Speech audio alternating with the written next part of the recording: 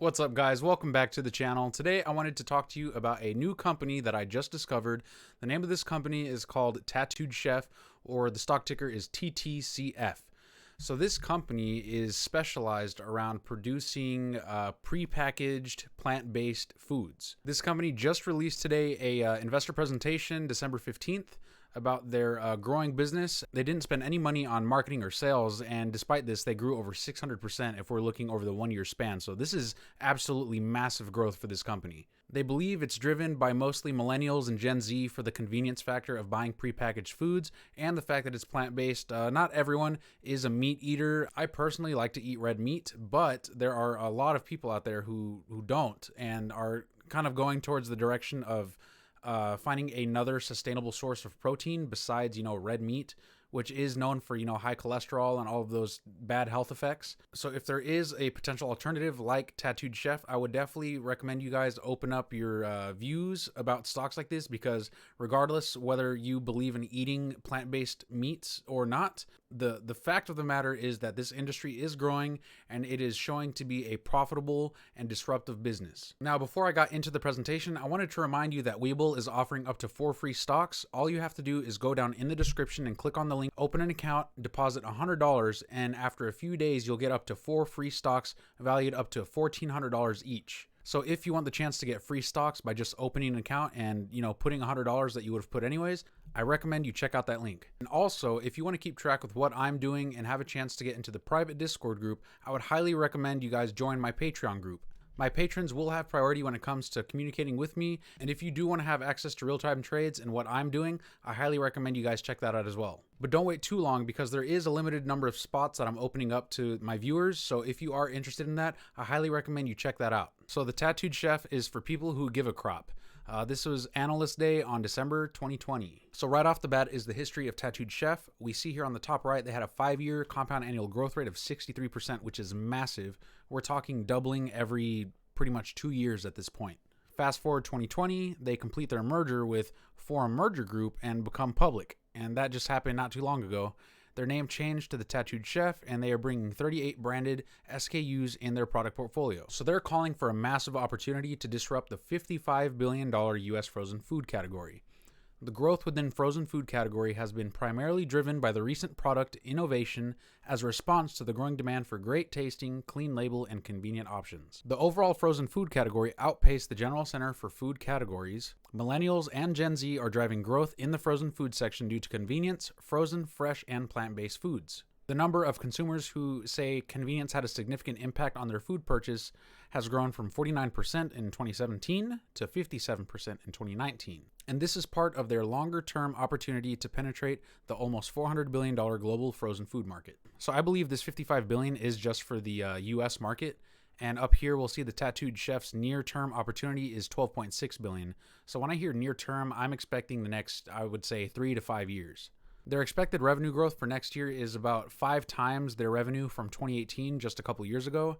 Their sales in Q1 to Q3 of this year before the CV-19 illness was over 6 times the same sales from Q1 to Q3 in 2019, so this is a substantial jump in sales over a year. They have a $90 million cash balance, which they are planning on reinvesting into the company. Vertically integrated 200,000 square feet of manufacturing, doubled in capacity in 2020, with the capacity to double again in 2021. So they're they're just throwing out doubles out there, just left and right, just doubles. Everyone gets a double. So they're expecting in 2022 to go from where they are today to in-aisle white space and new aisles and channels in 2023 up to $500 million in market potential for them. Or I guess sales, I should say, sorry. So here's Sam Gayetti and Sarah Gayetti. I guess these are the brains behind the company, and then everyone else was supporting them throughout. They have the Tattooed Chef e-commerce, which I think is very important because the e-commerce has just been booming since the CV-19 started. Their next step in the evolution of Tattooed Chef was e-commerce. This enhances product and brand awareness and accessibility to Tattooed Chef products, despite, the circumstances. They get a one-on-one connection with consumers, launches of exclusive products, and accelerates growth and consumer reach. So they have seen their email list grow over 250% since they launched in October 26 of this year. So in just 2 months, they have essentially almost tripled their email list. So I think that is big news.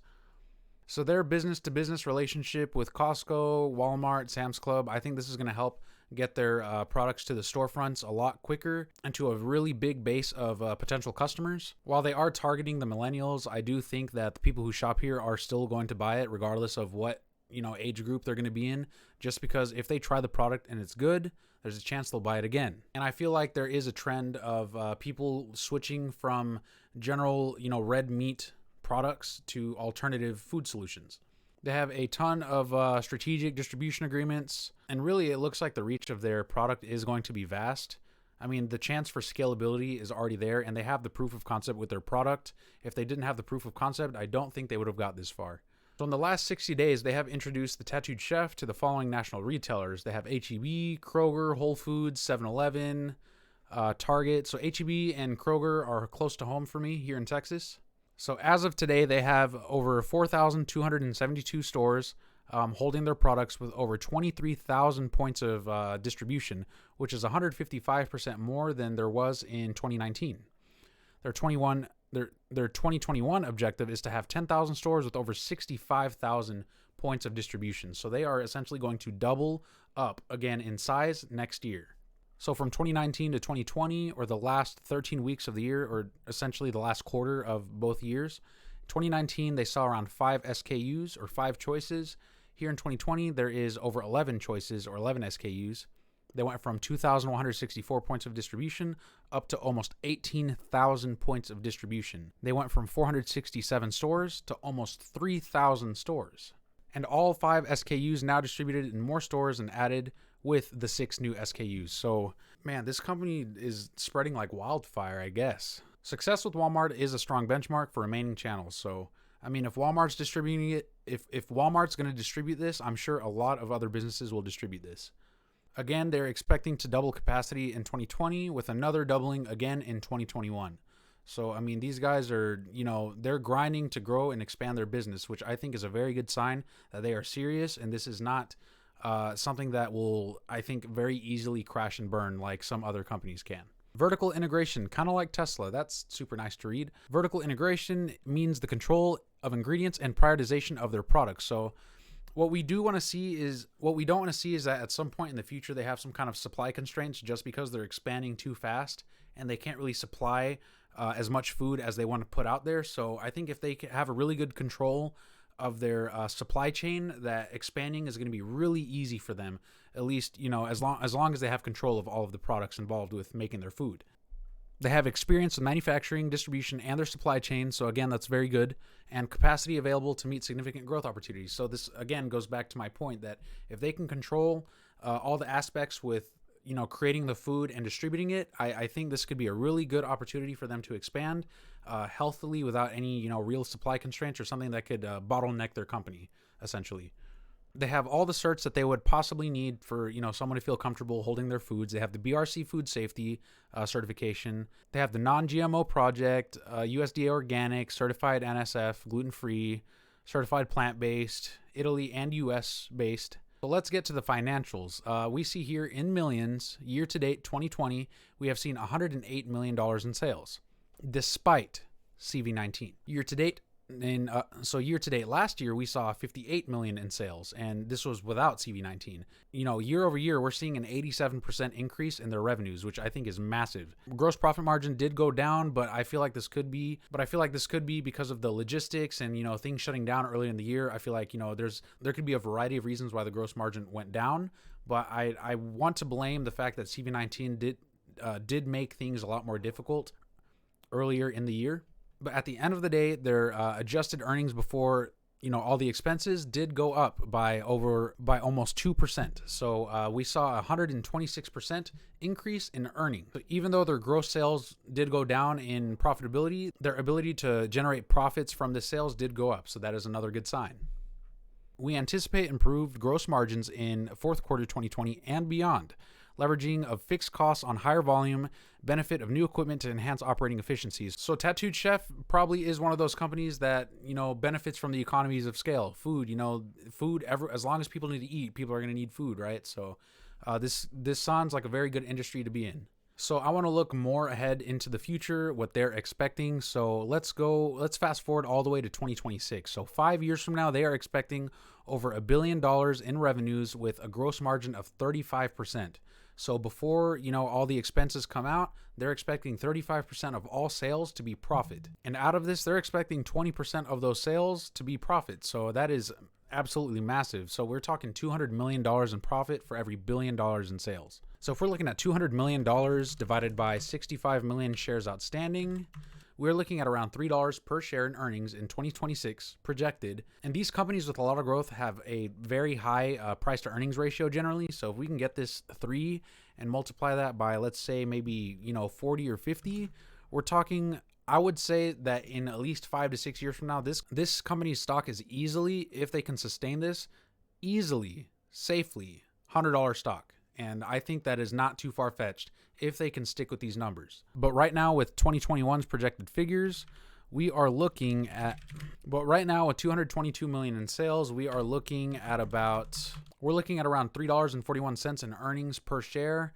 divided by a stock price right now of around $20. We are looking at around a almost 6 price to sales ratio, which is still relatively cheap compared to other companies right now. So I think even in today's standards, this company is still undervalued and has a lot of room to grow into intrinsically in terms of stock price. So I don't think this is a bad company to invest in. I think at some point, Tattooed Chef is going to make its way back to this high of around $28, which puts it right now here at $20 with a around 40% upside still. So I think the potential for upside in this company is very big. So I would highly consider, if you are looking for potential growth stocks, that this could be one of them. So I wanted to talk about Tattooed Chef investor presentation because they put some really compelling figures out there for us to look at. Their aim to grow their facilities and basically expand their product line by almost double every year for at least the next couple years is a very bold claim to make. I don't know exactly what the possible limits or constraints are with this business besides not being able to supply enough food